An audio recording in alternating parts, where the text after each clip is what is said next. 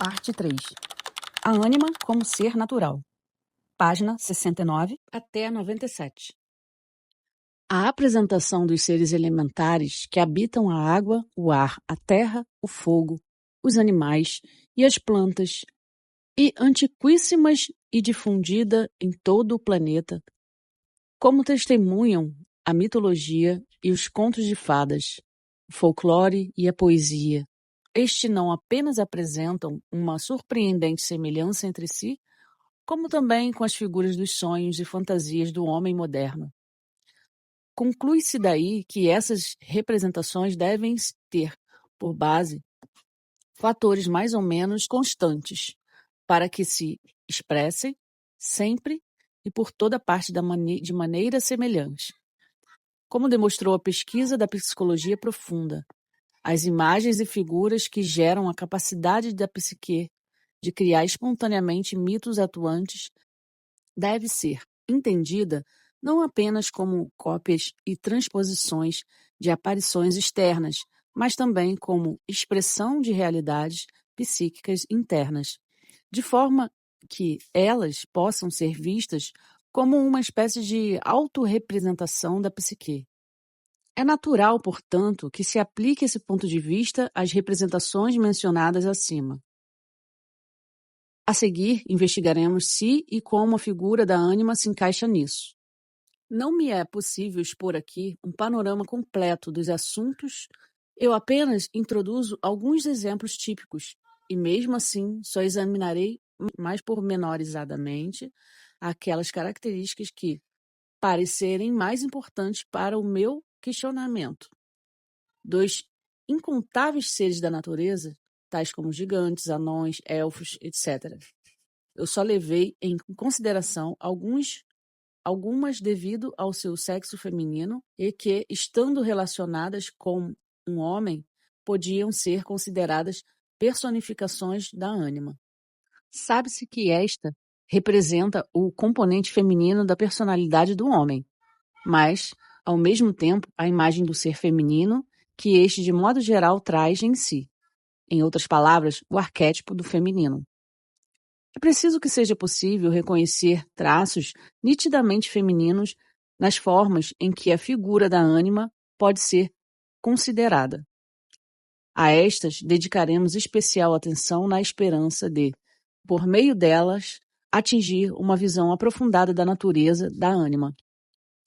Dentre todos os seres levados em conta para tal consideração, os mais apropriados são aqueles conhecidos de várias lendas e contos de fadas, tais como ninfas, virgens transformadas em cisnes, ondinas e fadas. Normalmente, elas são de uma beleza arrebatadora, mas apenas meio humanas, tendo rabo de peixe, como as sereias, ou metamorfoseando-se em ave, como as que se transformam em cisne. Elas, com frequência, surgem de formas múltiplas, especialmente em número de 3, assim como o ânimos indiferenciado também gosta de aparecer de forma múltipla.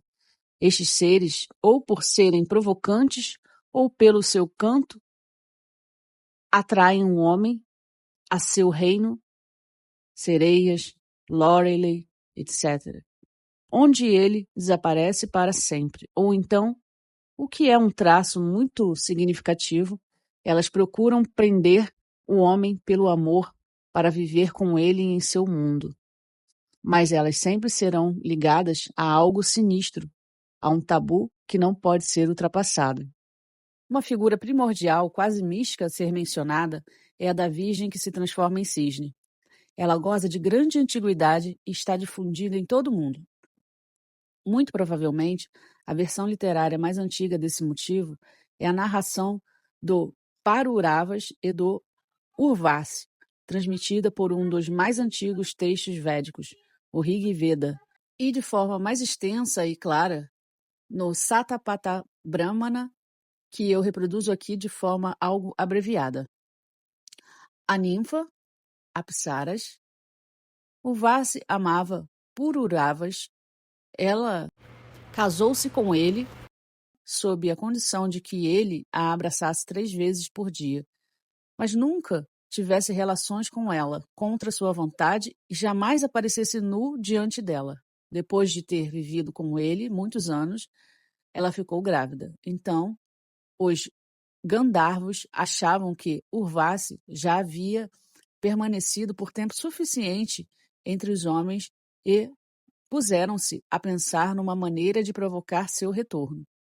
Ora, havia uma ovelha com 2 filhotes presa ao leito de Urvasi. Os Gandharvos roubaram-nos durante a noite. Eles roubaram os meus queridos, queixou-se ela, como se não houvesse um homem ou um herói ao seu lado. Quando Pururavas ouviu isso, pulou da cama, nu, como estava, para perseguir os ladrões. Nesse instante, os Gandharvos produziram um raio, de forma que Urvasi viu seu marido como se fosse dia claro. Com isso, portanto, uma das condições estabelecidas por ela foi desobedecida, e, em consequência, quando Pururavas retornou, ela havia desaparecido. Desesperado, ele passou a percorrer o país na esperança de reencontrar Urvasi. Um dia, ele chegou a um lago de lótus no qual aves aquáticas nadavam. Tratava-se, entretanto, de apsaras, e aquela que ele procurava encontrava-se entre elas. Ao ver Pururava, ela se mostrou a ele em forma humana.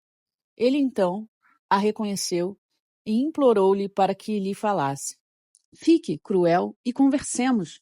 Segredos não revelados não nos trarão alegria alguma.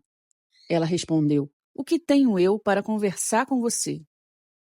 Eu me desvaneci como a aurora e sou tão difícil de agarrar como um vento.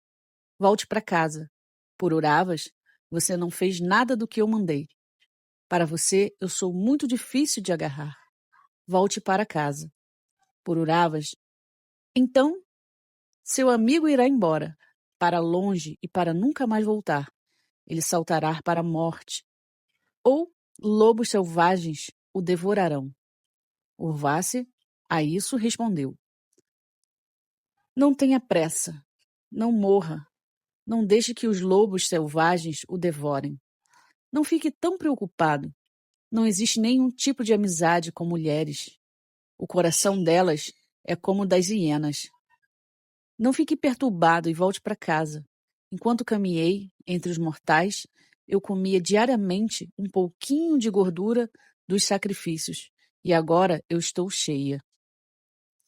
Ela, entretanto, teve compaixão e disse a ele que retornasse em 1 ano. Então, ela seria dele por 1 noite, e então também nasceria o seu filho. Quando decorrido o prazo estabelecido, ele voltou ao mesmo lugar. Havia lá um palácio dourado. Ordenaram-lhe que entrasse, e sua esposa foi levada até ele, na manhã seguinte. Os Gandharvos permitiram-lhe concretizar um desejo, e, seguindo o conselho de Urvasi, ele pediu permissão para tornar-se um deles, o que lhe foi concedido. Para que isso pudesse acontecer, ele teria antes que trazer uma oferenda. Para esse fim, os Gandharvos lhe deram uma panela com fogo. Ele a tomou, e também a seu filho, que no entretempo havia nascido, levando-o à sua aldeia.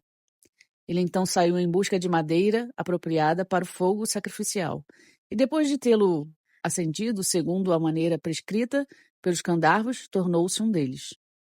Essa lenda antiquíssima já denuncia alguns traços típicos que se repetem também nas versões posteriores surgidas em outros lugares. Um desses traços é que a ligação com um desses seres está atada a uma condição específica, cujo não cumprimento tem consequências fatais. A de nossa narrativa é a de que Pururava não podia ser visto nu por Urvasi. Proibição semelhante pode ser encontrada na famosa história de amor e psique, só que lá é ao contrário, já que a psique, que é a visão de seu marido divino, está proibida, enquanto Urvasi não quer ver o humano Pururava nu, isto é, como ele é. A desobediência, a proibição, ainda que não intencional, tem por consequência o retorno da ninfa ao seu elemento. Quando ela diz que está cheia de pouca gordura sacrificial que ela comeu durante o tempo em que esteve com Pururava, parece querer dizer com isso que a realidade humana não a agrada. E quando retorna ao seu mundo, traz também o marido atrás de si. Fala-se, entretanto, de um filho que a desaparecida Urvasi deu à luz e que Pururava leva para casa, de forma que, aparentemente, de sua ligação criou-se algo que tem seu lugar no âmbito humano, mas não se fica sabendo nada mais a respeito.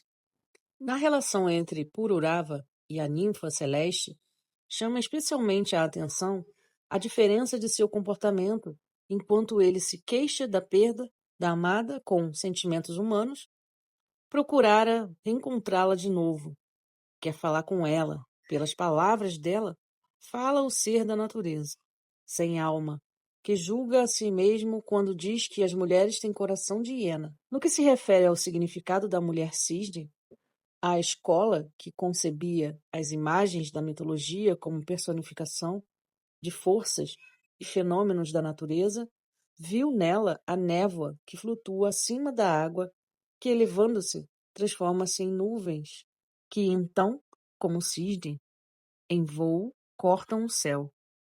Mesmo quando se considera essas figuras do ponto de vista psicológico, a comparação com névoa e nuvens não deixa de ser apropriada, pois assim chamados conteúdos inconscientes, até onde não são ou quase não são conscientes, não têm forma fixa definida, podendo mudar indefinidamente, passar de uma para outra e transformar-se. Elas somente se tornam claras e reconhecíveis de maneira nítida quando emergem do inconsciente e são apreendidas pela consciência de qualquer modo. Só então pode-se dizer algo definido sobre elas. Não se deve pensar que o inconsciente não passa de um espaço real, com conteúdos rigidamente delimitados, quase concretos. Isso é somente uma representação auxiliar, para tornar inteligível o que não é explícito. Em visões hipnagógicas ou representações de conteúdo do inconsciente, figuras semelhantes às nuvens ocorrem com frequência como o estágio inicial de algo que mais tarde assume forma definida. Goethe alude a algo semelhante quando deixa que Mefisto, em sua descrição do reino da mãe, diga a Fausto: foge do que surgiu, da riqueza de imagens desfeitas. Diverte-se com o que já não existe, como os cortejos de nuvens que o movimento desfaz. Agita a chave, mantenha-na à distância. Do que está dito acima, pode-se muito bem concluir que o feminino representado pela ninfa Urvasi é ainda totalmente nebuloso e incorpóreo, já que viveu por longo tempo no âmbito humano, isto é, na consciência desperta, e poderia ter se realizado. Em suas palavras, desapareci como aurora e sou difícil de agarrar como o vento. É sugerida, igualmente, a natureza insubstancial, aérea do seu ser. Este corresponde, na verdade, a um espírito da natureza, dando aqui, no entanto, a impressão de uma irrealidade onírica. A lenda irlandesa, o sonho de Oengus, atribuída ao século VIII, tem um caráter muito semelhante. Oengus, ele mesmo pertencente a uma raça mítica, viu em sonho uma menina de extraordinária beleza entrar em seus aposentos, mas quando ele tentou segurá-la pela mão, ela desapareceu. Na noite seguinte, a menina voltou, dessa vez com uma harpa, na qual tocou para ele da maneira mais prodigiosa. E assim se passou todo um ano, e Oengus ficou doente de saudade. O médico conhecia seu mal, e por isso a menina foi procurada por todo o país, já que, segundo a declaração do médico, estava destinada a um Engus. Por fim, constatou-se que ela era filha de um rei dos elfos e que tinha o costume de se transformar num cisne a cada 2 anos. Para encontrá-la, Oengus tinha de estar em certo lago num dia determinado. Quando chegou lá, ele viu 3 vezes 50 cisnes sobre a água, ligados em pares por correntes de prata. Oengo chamou pelo nome da amada de seus sonhos, que o reconheceu e estava disposta a chegar à margem se ele prometesse deixá-la retornar à água. Ele assentiu, e ela foi até ele. Os dois se abraçaram e adormeceram sob a forma de 2 cisnes. Eles nadaram 3 vezes ao redor do lago, para que assim a condição imposta por ela se cumprisse. E então voaram para a casa do pai de Oengos. E lá cantaram tão maravilhosamente que todos os que escutaram caíram num sono demorado, que durou 3 dias. A partir de então, a mulher cisne ficou com Oengos. Nessa narrativa, o caráter onírico está expresso de maneira especialmente clara. A circunstância de que a amada, ainda desconhecida dele, aparece pela primeira vez durante o sono, que ela, como está dito de maneira expressiva, está destinada a ele e que sem ela Oengos não pode viver, indica sem dúvida alguma a ânima como sua outra metade. Ele a conquista ao cumprir a condição imposta por ela, deixando-a voltar à água, ao menos por um certo tempo, transformando-se ele mesmo em cisne. Em outras palavras, ele tenta encontrá-la no elemento dela, no seu nível, com o que ela se torna sua de modo permanente. Um comportamento a ser comprovado também na relação com a ânima. O canto encantador dos 2 cisnes é a expressão de que os 2 seres opostos e que, entretanto, pertencem um ao outro foram unidos numa consonância harmônica, formando uma unidade. Uma forma mítico-arcaica muito diferente de mulher-cisne é a valquíria nórdica. Essa tem esse nome porque, estando a serviço de Odin, acolhe os guerreiros caídos em batalha para levá-los a Valhalla. Entretanto, essa função é também a de conceber a vitória ou derrota, com o que fica claro um parentesco com as normas, que tecem e cortam o fio do destino. Quando no Valhalla passa o chifre, onde se bebe ao herói, cumpre, por outro lado, uma função usual de servidora. Entretanto, oferecer uma bebida é ao mesmo tempo um gesto significativo, que expressa relação e solidariedade. E encontra-se, frequentemente, o motivo em que uma figura de ânima oferece ao homem uma taça, seja como uma bebida de amor, de encantamento, de metamorfose ou de morte. As valquírias são chamadas também de moças de desejo. Às vezes, como Brunhilde, elas são amantes ou esposas de grandes heróis, a quem protegem e ajudam durante a batalha. Nesses seres semidivinos, pode-se muito bem visualizar uma forma arquetípica da ânima, e justamente uma ânima que corresponde a um homem selvagem e amante da luta. Disse também, portanto, das valquírias que sua grande prisão é a luta. Elas, ao mesmo tempo, como é o caso também com a ânima, personificam o desejo e a ambição do homem, e até onde está voltada para a luta. Aquilo que nele é feminino surge sempre em uma forma guerreira.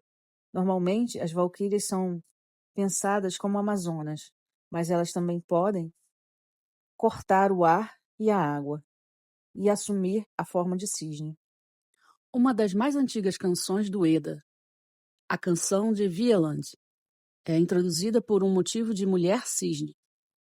Do sul voavam moças. Pela floresta de Miskilwid, as mulheres cisne, incitando a batalha, para descansar, elas pousaram na praia, tecendo para os filhos do sul linhos preciosos. A canção, na verdade, não o diz, mas apenas dá a entender que Violand e seus irmãos, como acontece em outras narrativas semelhantes, roubaram as roupas do cisne e das moças, de forma que elas tiveram que ficar com eles. Cada um dos 3 irmãos tomou uma moça para si. E, assim, ousadas elas, passaram 7 invernos, mas o 8º viveram com saudade. No 9º, porém, a necessidade as separou. As moças desejavam voar por Mirkwood. As mulheres cisne queriam incitar a batalha. E elas voaram para longe, seguidas por 2 dos irmãos que queriam procurar as desaparecidas, enquanto Violand, fundindo anéis de ouro, ficou esperando pelo retorno dos seus. A continuação da canção não diz mais nada a respeito, decorrendo numa outra linha narrativa. É notável aqui que as moças sintam uma irresistível saudade da luta e, ao voar para longe, atraiam os irmãos atrás de si. Em linguagem psicológica, diríamos que a saudade, o desejo de novos empreendimentos, tornou-se perceptível primeiro no feminino inconsciente. Antes de chegar claramente à consciência, o desejo de algo novo, de outra coisa, manifesta-se em geral na forma de um movimento da alma, com uma emoção abafada e uma disposição inexplicável. Quando estas, como na canção de Wieland e em muitas outras lendas, ganham expressão através de um ser feminino. Isso quer dizer que os movimentos emocionais que ocorrem no inconsciente são transmitidos à consciência pela feminilidade do homem, pela ânima que as percebe. O processo provoca um impulso ou equivale a uma intuição que descobre novas possibilidades e leva o homem a segui-las e compreendê-las. Quando a mulher cisne deseja incitar a batalha, ela com isso desempenha um papel característico para a ânima da femme inspiratrice. No entanto, num estágio primitivo em que a obra a qual o homem é inspirado é principalmente a luta. Na poesia cortesã da Idade Média, gosta-se de se representar a mulher nesse papel, mas de uma maneira mais refinada. O cavalheiro luta no torneio por sua dama. Ele usa um símbolo dela, por exemplo, um lenço em seu elmo. Sua presença os excita e aumenta sua coragem. Ela lhe entrega o prêmio da vitória, que muitas vezes consiste em seu amor. Mas, frequentemente, ela, de maneira sinistra, exige de seu cavalheiro tarefas sem sentido ou sobrenaturais como prova de sua devoção. Disse que o conde Guilherme IX de Poitiers, que tem fama de ter sido o primeiro trombador, mandou que pintassem o retrato de sua amada em seu escudo. É interessante acompanhar exatamente nessa literatura como a inspiração aos poucos vai se relacionando com outras coisas além da luta. O nome Senhora Aventure mostra, de qualquer forma, que a propriedade tão masculina do desejo de aventura era personificada como um ser feminino. Outra particularidade da mulher cisne é a de ser anunciadora do futuro. Ao decidir a sorte da batalha, preparando assim o destino vindouro, as valquírias são iguais às Nornas. Estas, por sua vez, seus nomes são Urd, Wesdend e Skuld. Aparecem como personificação do processo natural da vida, de ser e perecer. Na área céltica, o mesmo caráter, bem conhecido também dos contos de fada, é atribuído justamente a elas, as fadas, cujo nome relaciona-se com fatum, e que, da mesma forma, costumam aparecer em número de 3. É muito frequente que o bem realizado pelas 2 primeiras seja mais uma vez anulado pela terceira. Um traço que igualmente lembra as Nornas ou as Parcas. A canção dos Nibelungos conta com os Nibelungos, que viajavam para encontrar-se com o rei Etzel. Chegaram ao Danúbio com suas águas agitadas.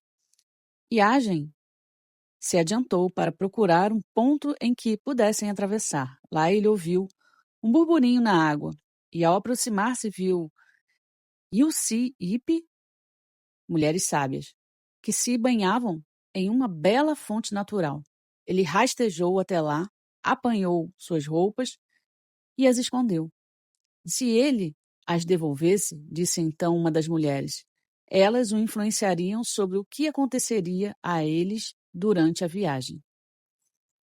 Elas nadavam com as aves flutuando sobre a corrente, e então o que elas lhe contaram deixou-o contente, porque ele acreditou de fato no que elas estavam lhe dizendo. Aqui também as mulheres sábias, semelhante às aves aquáticas, surgem como anunciadoras de acontecimentos futuros.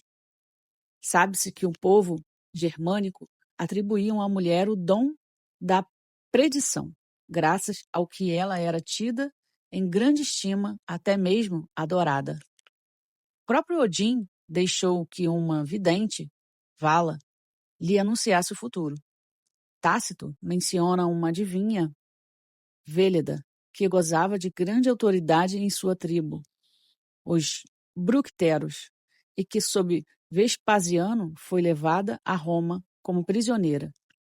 E Júlio César conta que, entre os germanos, era costume ultimatris, famílias Eurum, sortibus, et vaticino tinibus, declararente ultra proelium comite em usu exet necimni. Entre os gregos e romanos, a Pítia e a Síbilas desempenhavam essa função.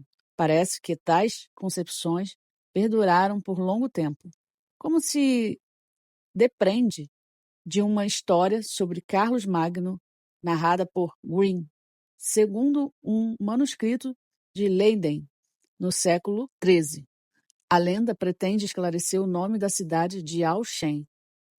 Ela diz que Carlos mantinha lá uma mulher, quantam mulherem fantantam, sive quandam fantam, que alium nonime ninfam, veldeam vel adriades, apelatur. Mantinha relações com ele e ela vivia quando ele estava com ela, e morria quando ele dela se afastava.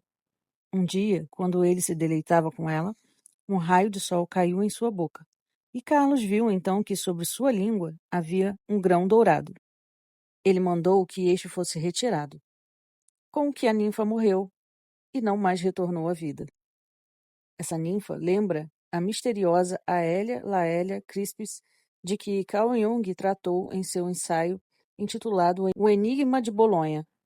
Quando nos perguntamos por que é que o dom da visão é a arte da adivinhação são atribuídos sobretudo à mulher, pode-se responder que esta, em geral, está mais aberta em relação ao inconsciente que o homem.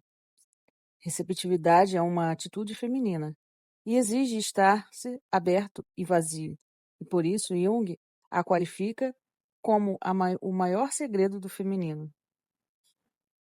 Além disso, a mentalidade feminina é menos avessa ao irracional que a consciência racionalmente orientada do homem, que tem a tendência de negar tudo o que não é razoável, e por essa razão, com frequência, se fecha ao inconsciente.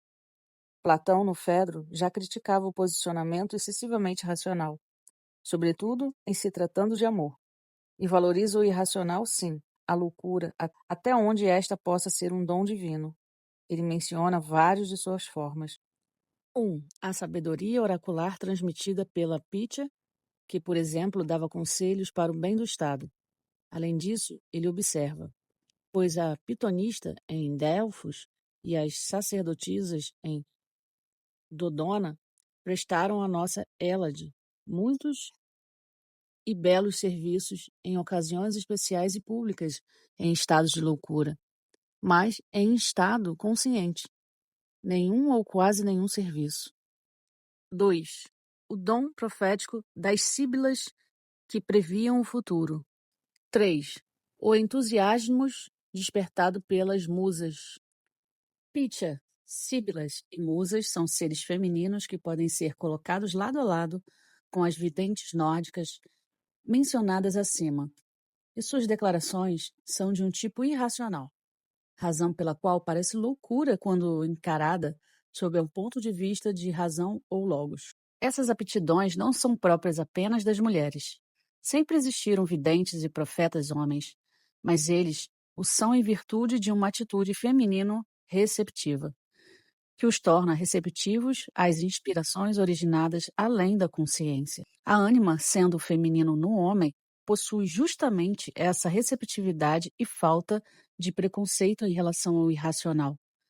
E por essa razão, ela é qualificada de mensageira entre o inconsciente e a consciência. Esse comportamento feminino desempenha um papel importante, sobretudo em homens criativos. Não é à toa que se fala da concepção de uma obra, de seu nascimento ou da gestação de um pensamento. O motivo da mulher cisne surge ainda em inúmeros contos de fadas. Introduzimos um deles aqui como exemplo: O Caçador e a Mulher Cisne. Conta-se que um guarda-caça, ao seguir o rastro de uma corça, chegou a um lago justamente quando 3 cisnes nele pousavam. Logo em seguida, eram 3 moças que se banhavam no lago. Algum tempo depois, elas se ergueram novamente da água e, como cisnes, voaram para longe. As moças não lhe saíam da cabeça, e ele decidiu casar-se com uma delas. E assim, 3 dias depois, ele voltou ao lago e encontrou lá as banhistas. Sorrateiramente, ele rastejou até lá, apanhou a roupa de cisne da mais jovem e levou a roupa consigo. Ela suplicou para que a devolvesse, mas ele se fez de surdo e levou a roupa consigo para casa. E a moça teve que segui-lo até lá. Ela foi bem recebida pela gente do guarda-caça e consentiu em casar-se com ele. Mas a roupa de cisne, este a deu à sua mãe, que a guardou em uma arca.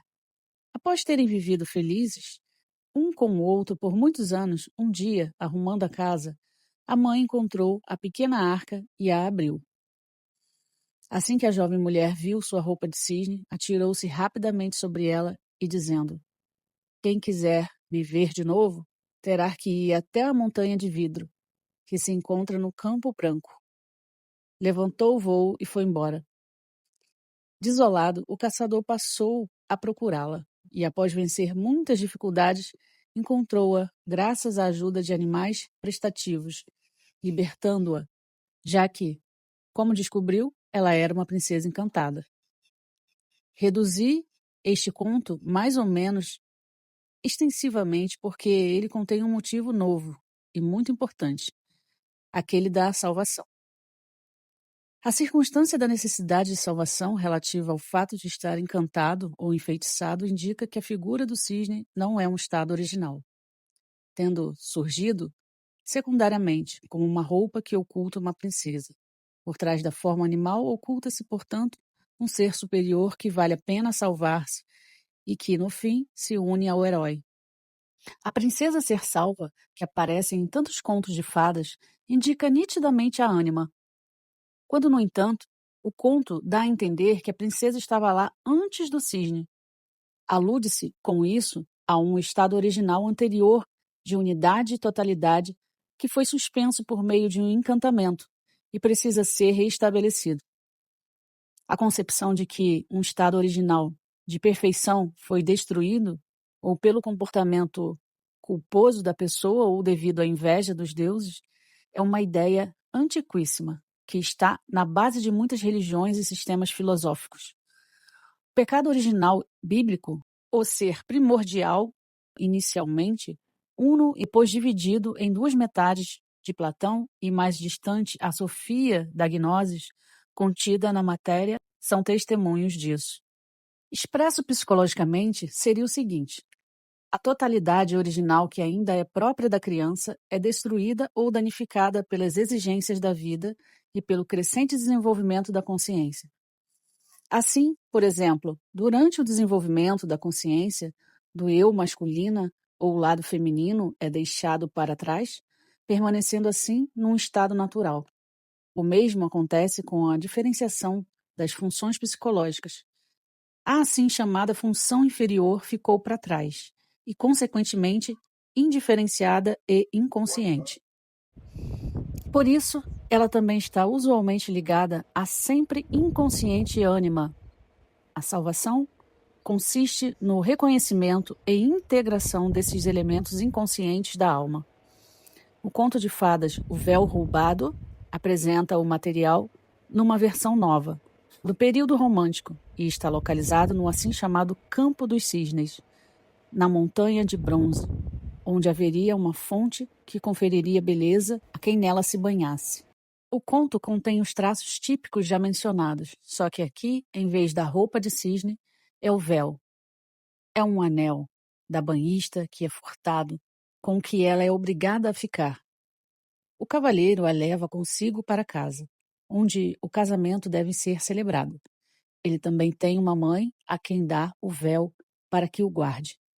Quando, no dia do casamento, a noiva lamenta não o ter conseguido, a mãe o traz, e ao colocar o véu e a coroa sobre a cabeça, a noiva imediatamente transformou-se em cisne e foge voando pela janela.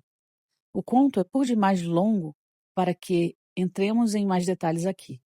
Somente que nele também se dá a entender que, mais uma vez, é a mãe do homem que, aparentemente, com boas intenções, devolve a roupa de cisne à noiva, provocando assim sua partida. Quando a separação do casal é provocada pela maneira de agir da mãe, pode-se inferir daí uma rivalidade velada entre a mãe e a ânima, caso encontrado com muita frequência na realidade.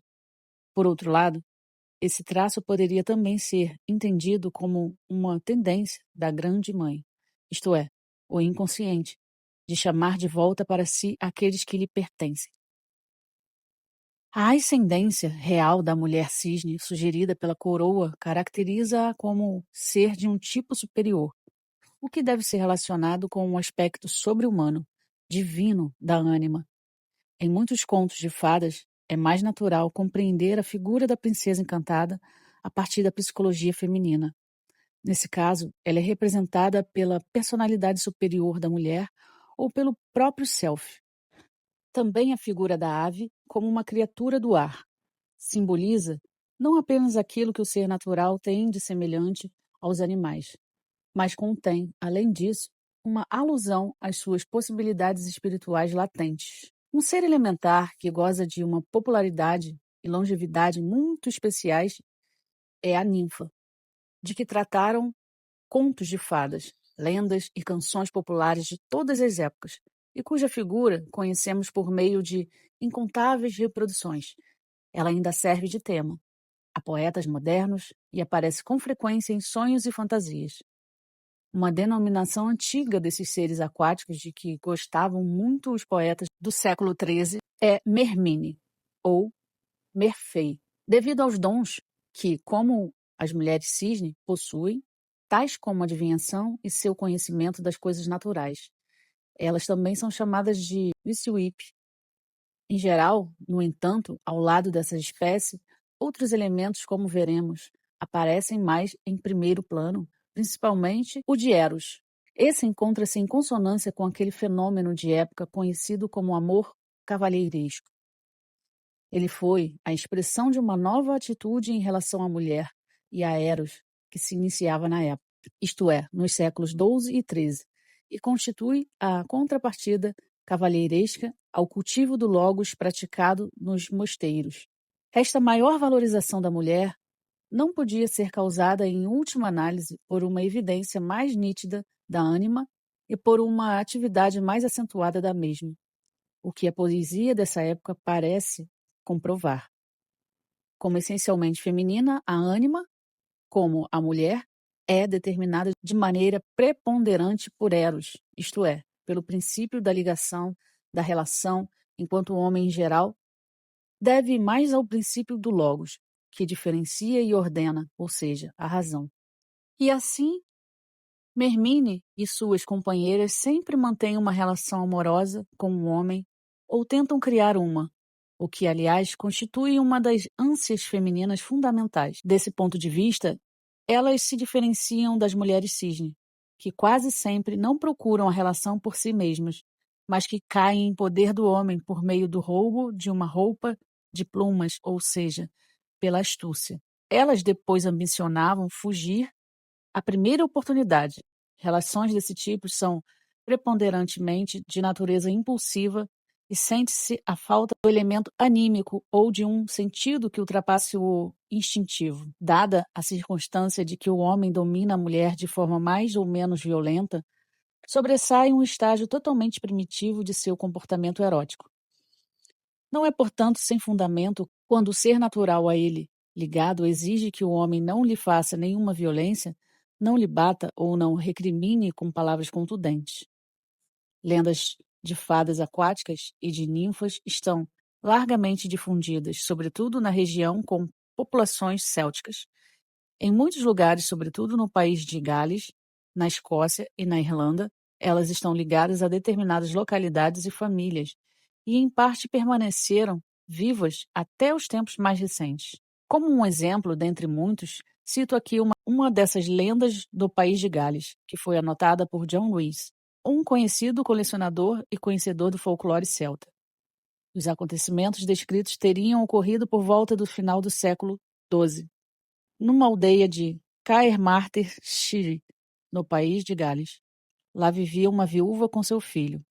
Quando este, uma vez, tomava conta do gado nas montanhas, chegou a um lago onde, para seu espanto, viu uma moça de incomparável beleza sentada sobre a superfície de água, pentear o cabelo encaracolado com um pente, e a água lhe servia de espelho. De repente, ela viu o rapaz que a olhava fixamente e que, para atraí-la à margem, estendeu-lhe um pedaço de pão. Ela se aproximou dele, mas, recusando o pão por ser muito duro, mergulhou quando ele tentou agarrá-la. Decepcionado, ele voltou para casa, mas mesmo assim, retornou ao lago no dia seguinte. Dessa vez, seguindo o conselho de sua mãe, ele ofereceu pão sem assar a moça, mas ainda assim, sem sucesso. Somente quando, no terceiro dia, ele tentou com um pão meio assado, a moça se mostrou disposta a aceitá-lo e até mesmo o estimulou a segurar-lhe a mão. Após alguma conversa, ela consentiu em tornar-se sua mulher, acrescentando, no entanto, que, se ele batesse nela 3 vezes sem motivos, ela o deixaria para sempre. Ele mais que depressa aceitou essa condição, com o que ela tornou a desaparecer na água. Logo em seguida, emergiram 2 moças belíssimas acompanhando um importante homem grisalho que se apresentou como pai da noiva e lhe disse que concordava com o enlace, desde que ele escolhesse entre as 2 a moça correta. Isso não era assim tão fácil, pois elas pareciam ser perfeitamente iguais, mas ele, afinal, reconheceu sua amada pela maneira como esta havia atado as sandálias. Como dote, o pai prometeu a ela tantas vacas, cabras e cavalos quantos ela pudesse contar de um só fôlego. E quando ela o fez, os animais surgiram da água. O casal, então, estabeleceu seu lar numa fazenda vizinha, onde eles viveram felizes e em boa situação, e tiveram 3 filhos. Um dia, eles foram convidados para um batizado. A mulher não tinha vontade alguma de ir, mas a vontade do homem prevaleceu. Como ela hesitasse em ir buscar o cavalo no pasto, ele golpeou-lhe levemente o ombro com as luvas, ao que ela replicou, lembrando-lhe do acordo que havia feito. Em outra oportunidade, quando deviam participar de um casamento, ela apareceu em lágrimas, em meio aos felizes convidados. Quando o homem, dando-lhe tapinhas nos ombros, perguntou-lhe pelo motivo, ela respondeu: agora é que começam as dificuldades para este casal. E para você também, pois esta já é a 2ª vez que me bate. Algum tempo depois, aconteceu de eles estarem em um enterro e ela, ao contrário do luto geral, ser a acometida de um destemido excesso de riso, o que sem dúvida foi penoso para o seu marido. De forma que ele lhe bateu e advertiu para que não risse daquela maneira. Ela disse que tinha rido porque as pessoas, quando morrem, naturalmente se livram de suas preocupações. E, levantando-se, deixou a casa com as palavras: essa foi a última pancada. Nosso contrato terminou. Adeus. Após ter reunido seus animais no pátio, ela retornou ao lago e, com todo o rebanho, desapareceu em suas águas. A história não diz o que aconteceu ao inconsolável marido, mas, quanto aos filhos, diz que eles iam com frequência à margem do lago e que muitas vezes sua mãe se mostrava a eles lá. E ela chegou até mesmo a participar do seu filho mais velho, que ele estava destinado a ser um benfeitor da humanidade, já que iria curar doenças. Para esse fim, ela deu ao filho um saco com instruções medicinais e prometeu aparecer sempre que ele precisasse de seus conselhos. De fato, ela apareceu muitas vezes e instruiu seu filho sobre as plantas medicinais e seus poderes, de forma que este, por meio de seus conhecimentos e da arte da cura, alcançou grande renome. Os últimos descendentes dessa família de médicos teriam morrido em 1719 e 1739. Nessa história, trata-se, portanto, não apenas de uma relação instintivo-erótica, mas aqui a mulher aquática traz ao homem prosperidade e transmite ao filho conhecimentos sobre plantas medicinais, conhecimentos que ela evidentemente deve à sua íntima ligação com a natureza. Rees reproduz ainda inúmeras lendas semelhantes, que em todos os casos estão ligadas a pessoas determinadas, cuja ascendência sempre as remete a essas fadas aquáticas e que disso se orgulham. Os tabus não são sempre os mesmos. Às vezes, a coisa é de tal forma que o homem não pode tocar em sua mulher élfica com ferro, ou que ele não pode dizer uma palavra inamistosa mais que 3 vezes, além de outras condições.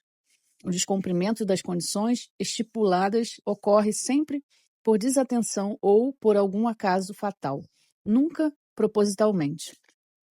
Por mais irracionais que essas prescrições possam parecer em si mesmas, sua não observação desencadeia a reação com a lógica e a invariabilidade de uma lei da natureza. Esses seres meio-humanos representam a própria natureza e não possuem a liberdade de escolha que é dada ao homem e que permite que ele, às vezes, se comporte de maneira diversa daquela que corresponde à lei natural. Ele pode, por exemplo, deixar-se determinar por ideias ou sentimentos que o colocam acima do comportamento puramente natural. As 3 ocasiões em que a fada aquática recebe as pancadas em nossa história são elucidativas. Na primeira, tratava-se de um batizado do qual ela tinha vontade alguma de participar, o que quer dizer que, como ser pagão, uma cerimônia cristã lhe causa repugnância. Segundo a concepção da época, os seres élficos temiam tudo o que era cristão. Isso quer dizer que eles foram expulsos pela pregação dos missionários cristãos e retornaram ao interior da terra, a assim chamada Caverna das Fadas. Na segunda ocasião, a mulher irrompe em lágrimas durante uma comemoração festiva, e na terceira ela perturba o ambiente triste com gargalhadas incontidas. Ela comporta-se assim de maneira inconsciente. Suas manifestações não estão de acordo com a situação, ainda que pareçam plausíveis a ela mesma. Isso indica que aqui está sendo expresso algo indiferenciado. É sabido que os componentes da personalidade que foram reprimidos ou permaneceram inconscientes persistem numa forma primitiva, não diferenciada que, quando se manifestam tal e qual para o exterior, são inadequados. A aparição semelhante podem ser observadas a qualquer momento, ou podemos encontrá-las pessoalmente. A ninfa, quando vive na água, isto é, no inconsciente, representa o feminino, num estado semi-humano e quase inconsciente. Até o ponto em que a mesma está casada com um homem, pode-se presumir que ela representa sua ânima inconsciente, natural, junto com o sentimento indiferenciado. Já que as infrações cometidas por ela ocorrem no âmbito deste, de qualquer forma, deve-se notar que não se trata de um sentimento individual, mas coletivo, com o qual ela ainda não se acostumou. É um fato bem conhecido que sempre se provoca escândalo com as partes inconscientes da personalidade, ânima, ânimos, sombra, ou com suas funções inferiores. o que tem por consequência que elas, por perturbadoras, são sempre reprimidas. O desaparecimento da ninfa e seu elemento descreve justamente aquele processo em que um conteúdo do inconsciente vem à superfície, mas está tão pouco coordenado com o eu consciente que torna a mergulhar a menor oportunidade. Que seja preciso tão pouco para que isso ocorra mostra como tais conteúdos são voláteis e frágeis.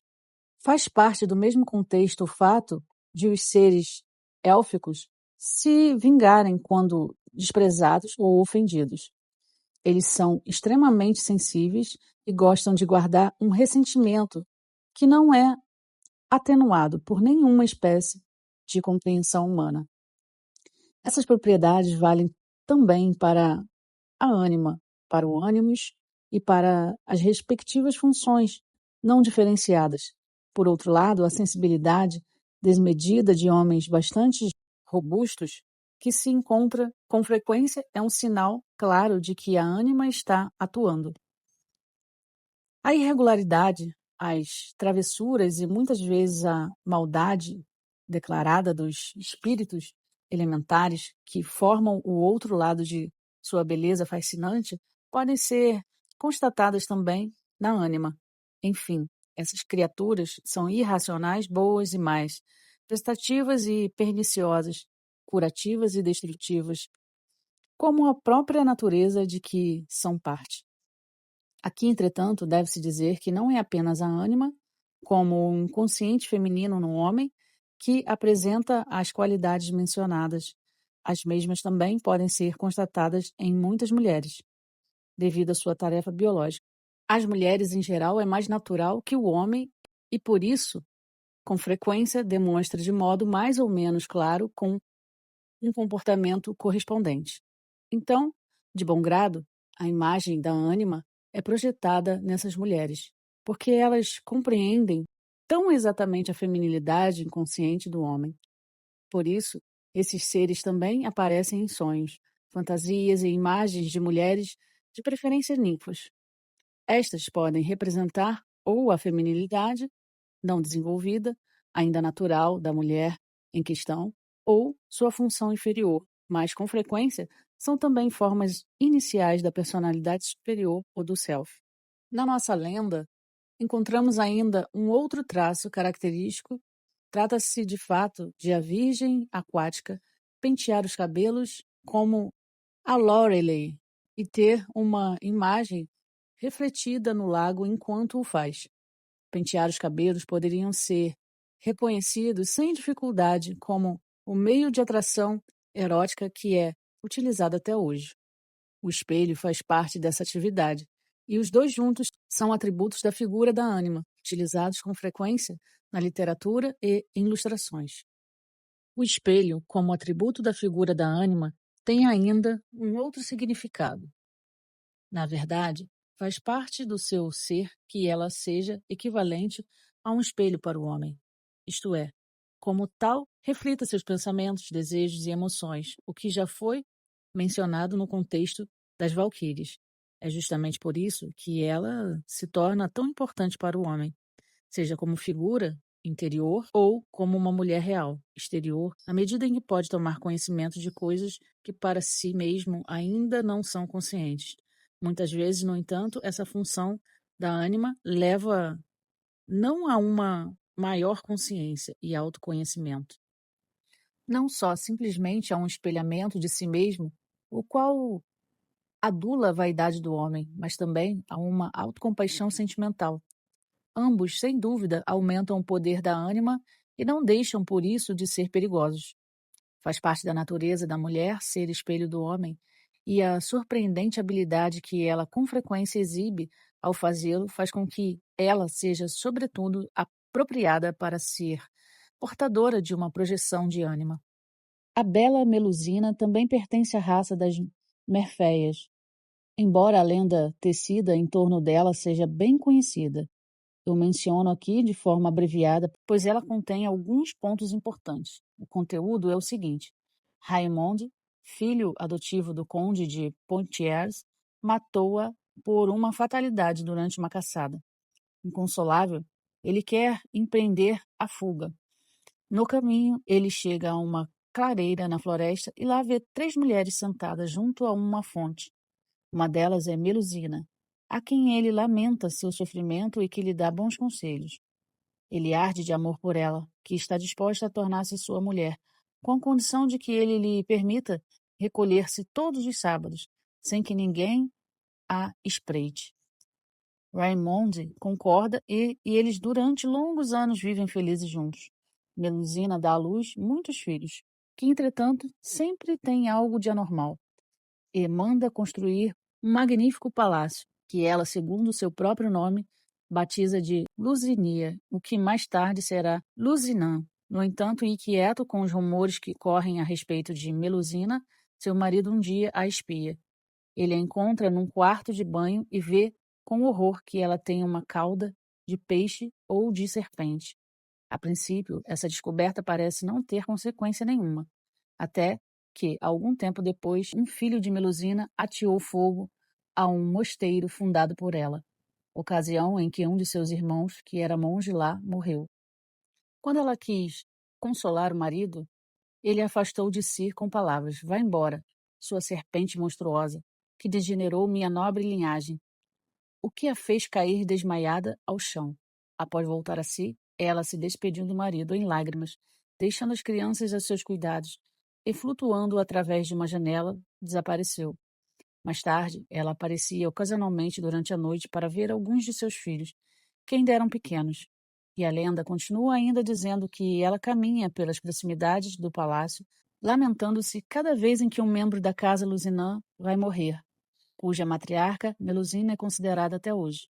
A condição imposta por Melusina, neste caso, consiste em que ela todas as semanas possa retornar por um dia ao seu elemento e assumir a forma de ninfa. Este é o seu segredo, que não deve ser divulgado. O não-humano ligado à natureza, nesse caso, o rabo de peixe, não deve ser visto. Não estamos longe de presumir que o banho semanal com o retorno ao estado natural, a ele ligado, equivale a uma renovação da vida. Afinal, a água é um elemento vital por excelência.